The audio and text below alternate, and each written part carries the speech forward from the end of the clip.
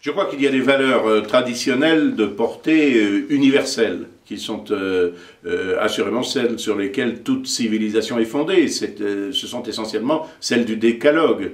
Elles ne sont pas propres à la civilisation française, mais elles ont reçu une incarnation particulière dans la civilisation française, compte tenu essentiellement de l'influence que le christianisme a exercé sur elle.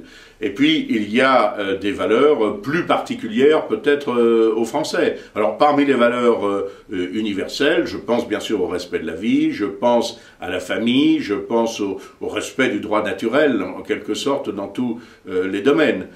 En ce qui concerne des valeurs qui me paraissent plus particulières à la France, il y a un certain art de vivre fait d'harmonie, de modération, un sens de l'honneur et aussi du panache qui n'a pas toujours été heureux dans notre histoire, mais qui fait indiscutablement partie du caractère national. Le fait que je crois avoir quelques titres pour exercer cette fonction écrasante ne signifie pas, bien sûr, que je ne reconnaisse pas des qualités à d'autres compétiteurs, quels qu'ils soient. Je crois que j'ai une certaine aptitude à rassembler les tenants de la cause nationale, pour laquelle j'ai démontré quand même une fidélité sans faille, aussi bien dans les succès, ce qui n'est pas très difficile, que dans les épreuves. J'ai également une aptitude à faire passer l'intérêt général avant mon intérêt personnel, par exemple.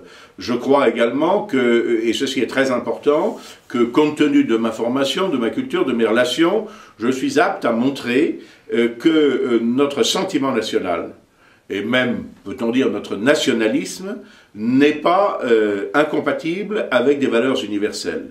Et en ce qui concerne les relations que j'ai avec les mouvements nationaux, étrangers, tous ceux qui luttent contre le mondialisme, en Europe et même hors d'Europe, car il y en a en Afrique, en Asie, qui partagent dans le fond nos convictions sur ce sujet, eh bien, ceux-là m'ont reconnu en quelque sorte pour assumer leur coordination.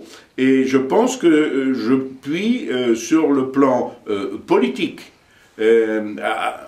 affirmer en quelque sorte que, contrairement à ce que disait Mitterrand dans un discours talentueux mais faux au Parlement européen dans les semaines qui ont précédé sa mort, le nationalisme ne conduit pas nécessairement à la guerre. Les nationalismes révolutionnaires, oui, conduisent aux affrontements et à la guerre, mais il est une forme de nationalisme qui est compatible précisément avec d'autres, parce que défendant notre identité nationale, nous comprenons très bien que d'autres peuples la défendent aussi, et je dirais même ceux qui prennent modèle sur nous.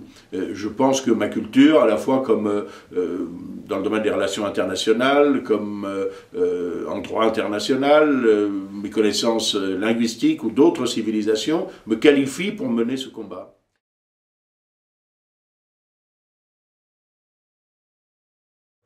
Bon, oui, je crois, parce que je vous convie aux réunions publiques que je fais, qui suscitent assez volontiers l'enthousiasme.